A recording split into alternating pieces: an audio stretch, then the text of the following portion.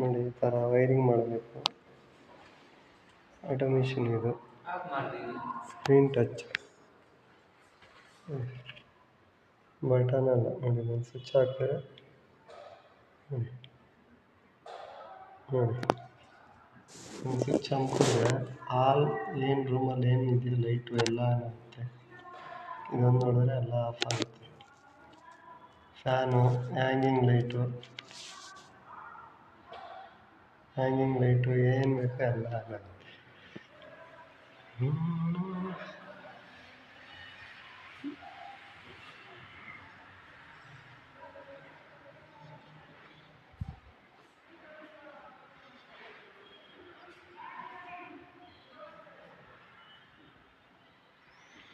Automation electrical. ಮೊದಲು ಈ ಥರ ಸ್ವಿಚ್ ಇತ್ತು ನೋಡಿ. ಟಿ ವಿ ಯೂನಿಟ್ಗೆ ಎಲ್ಲೆಲ್ಲ ಏನು ಬೇಕಂದರೆ ಈ ಥರ ಸ್ವಿಚ್ ಬರುತ್ತೆ.